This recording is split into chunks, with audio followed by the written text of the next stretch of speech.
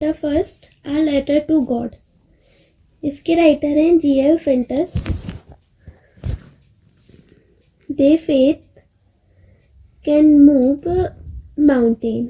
ये कहते हैं कि अगर भरोसा है तो पहाड़ भी हिल सकता है।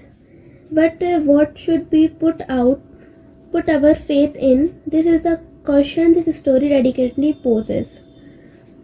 Lencho is a farmer who write a letter to God. Lencho एक किसान है जो भगवान को लेटर लिखता है।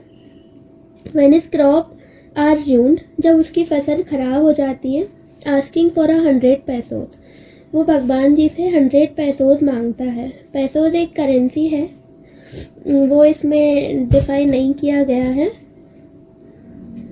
Does Lencho letter reach God? Does God send him the money?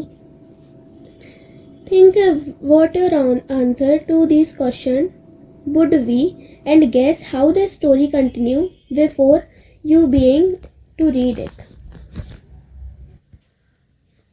Start the chapter.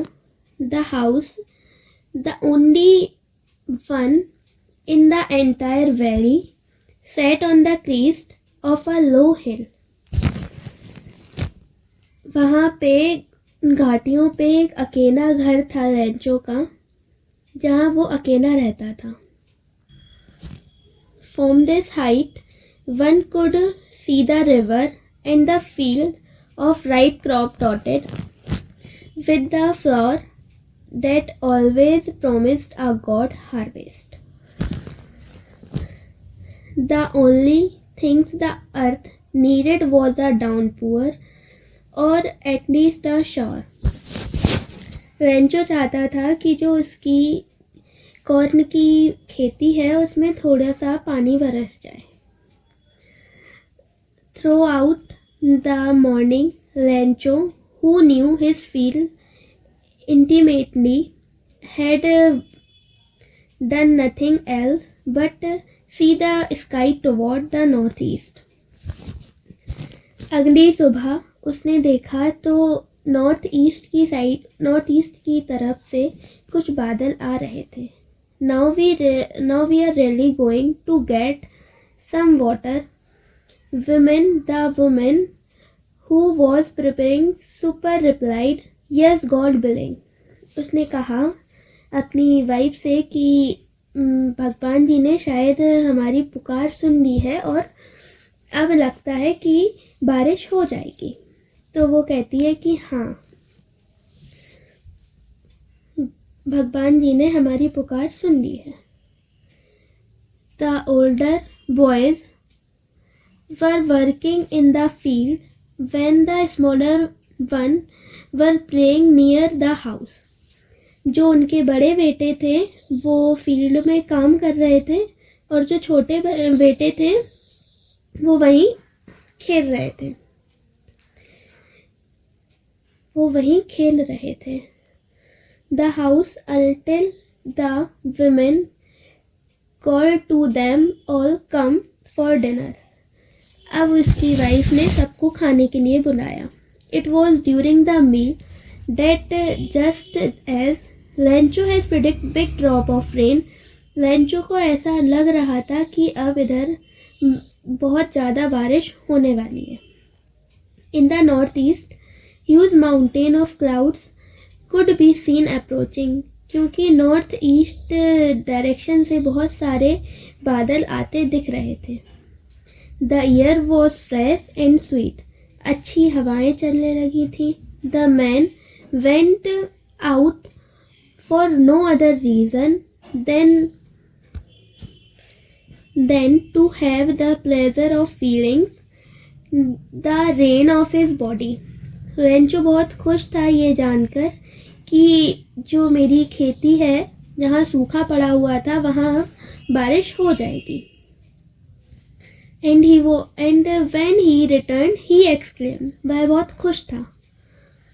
These are not raindrops falling from the sky, they are new coins. वो कहता है ये बारिश की बूंदें नहीं है, ये एक नए सिक्के हैं जो कि गिर रहे हैं। The big drops are 10-cent pieces and the little ones are 5. जो बड़े बड़े ड्रॉप्स गिर रहे हैं वो 10 सेंट पीसेस हैं एंड जो छोटे छोटे गिर रहे हैं वो 5 pieces. With a satisfied expression he regarded the field of ripe corn with its flour.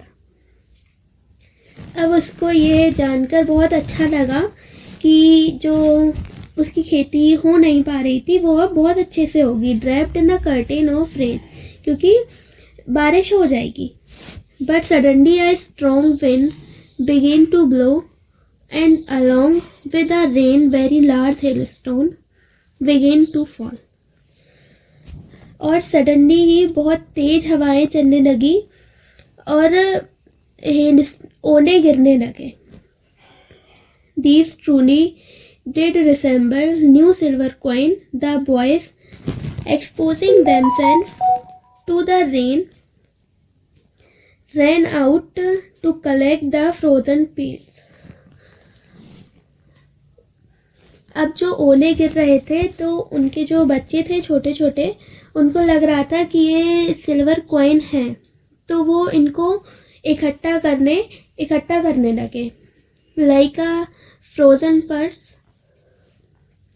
It is really getting bad now. Lencho कहता है कि अब ये बहुत बुरा होने वाला है. Exclaim the man. I hope it pass quickly. वो सोचता है कि ये जो बारिश इतनी तेज हो रही है वो जल्दी ही निकल जाए. It did not pass quickly. और ये इतनी आसानी से ये बारिश रुकने वाली नहीं है. For an hour the hail rained out on the house, the garden, the hillside, the cornfield, on the whole valley. और बारिश पूरा 1 घंटा चली और इसके बाद उसकी जो गार्डन था, गार्डन, हिल साइड और फील्ड जो थी जहाँ वो खेती करता था, वैली, वहाँ सब जगह पानी भर गया. The field was a white as covered with a salt. वो जो अपने घर से देख रहा था तो उसको अपनी फील्ड ऐसी दिख रही थी जैसे उसमें नमक हो. पूरा जो पानी से ढक गया था तो उसको नमक जैसा लग रहा था. Not a leaf remained on a tree. पेड़ पे एक भी पत्ती नहीं बची थी. The corn was totally destroyed. उसकी जो फसल थी कॉर्न की वो पूरी तरीके से खराब हो गई थी. The flower were gone from the plants. फूल की पत्तियाँ, एक भी पेड़ पे फूल की एक भी पत्तियाँ नहीं थी. Lencho soul was filled with sadness. Lencho उदास हो गया. When the storm has passed. जब वो तूफान निकल गया, he stood in the middle of the field and said to his son, a plague of locusts would have done more than this.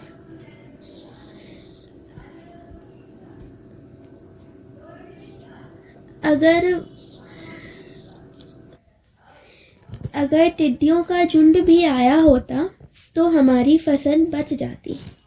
The hail has left nothing. But इसकी वजह से तो कुछ भी नहीं बचा. This year we will have no corn. इस साल कुछ भी फसल नहीं हुई. That night was a sorrowful one. वो रात सबके लिए बहुत दुख भरी थी. All our work for nothing. हम सब ने जो मेहनत करी वो सब बेकार गई. There is no one who can help us. यहाँ कोई भी नहीं है जो हमारी मदद कर सके. We all go hungry this year. अब हम इस साल भूखे रहे. But the heart of all who lived in the solitary house in the middle of the valley, there was a single hope, help from God. क्योंकि उस जहाँ Lencho रहता था वहाँ एक भी घर नहीं था. वो एक सिंगल घर था जहाँ जिसमें लेंचो रहता था. तो कोई आसपास भी नहीं है जो कि उसकी हेल्प कर सके सिवाय गॉड के. Don't be so upset even though this seems like a total loss. Remember, no one dies for hunger. हमारा नुकसान हुआ है, उदास होने की ज़रूरत नहीं है कि हमारा नुकसान हुआ है, क्योंकि कोई भी भूखा नहीं मरेगा. That's what they say, no one dies for hunger. कोई भी भूखा नहीं मरेगा, उसने ये कहा. All through the night, Rancho thought only of his one hope, the help of God, whose eyes, as he had been instructed, see everything, even what is deep in one's conscience. भगवान की मदद के अलावा उसके पास और दूसरा कोई option नहीं था, और उसको जैसा कि सिखाया गया था वो उसकी आंखों में साफ देखा जा सकता था. Rancho was an ox of a man working like a animal in the field, but still he knew how to write.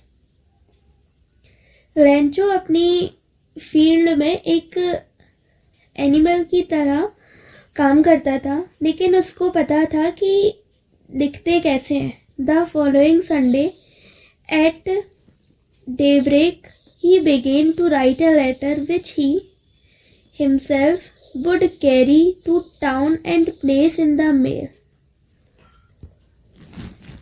अगली सुबह संडे के दिन उसने एक पत्र लिखना शुरू किया जो कि वह खुद शहर ले जाएगा और डाक से भेजेगा. It was nothing less than the letter to God. उसने यह पत्र भगवान के लिए लिखा. God, he wrote, if you don't help me, my family, and God, he wrote, if you don't help me, my family, and I will go hungry this year. हे भगवान, उसने लिखा, अगर आप मेरी मदद नहीं करोगे तो मेरी फैमिली, मेरा परिवार इस साल भूखा रहेगा. I needed 100 pesos in order to sow my field again and live until the crop comes because the hailstorm. मुझे 100 pesos की ज़रूरत है जिससे मैं अपनी खेती फिर से कर सकूं, जो कि इतनी तेज बारिश के कारण खराब हो गई. He wrote to God on the envelope, put the letter inside and still traveled, went to town. उसने ये लेटर लिखा और एनवेलप में डाला और उसके बाद भी वह जब अपने घर आ रहा था तो बहुत परेशान था. At the post office, he placed the stamp on the letter and dropped it into the mailbox. और जब उसने उस पे स्टाम्प लगाया और उसको मेल बॉक्स के अंदर डाला, one of the employees who was a postman and also help at the post office. उधर एक एम्प्लॉय था जो कि पोस्टमैन था और वो पोस्ट ऑफिस में काम करता था. Went to his boss, laughing heartily, and showed him the letter to God. उसके बॉस ने जब ये लेटर पढ़ा तो वो बहुत हंसा कि उसने ये लेटर भगवान के लिए लिखा है. Never in his career as a postman had he known that address the postmaster a fat amiable. उसने अपने पूरे करियर में आज तक ऐसा एड्रेस ही नहीं देखा जहाँ पे भगवान को लेटर पहुँचाया जा सके. The postmaster a fat and amiable. वो पोस्ट मास्टर बहुत ही अच्छा था. Fellow also broke out laughing, but almost immediately he turned serious and tapping the letter on his desk. वह बहुत ज़ोर ज़ोर से हंसने लगा और अचानक ही वह सीरियस हो गया और उसने वह लेटर अपनी डेस्क पे रखा. Commented with faith, I wish I had the faith of the man who wrote this letter. Start up a correspondence with God. क्या भरोसा है, वो पोस्टमैन कहता है, क्या भरोसा है, काश मेरे पास भी उस इंसान जैसा भरोसा होता जिसने कि भगवान को लेटर लिखने की सोचा. So in order not to shake the writer's faith in God,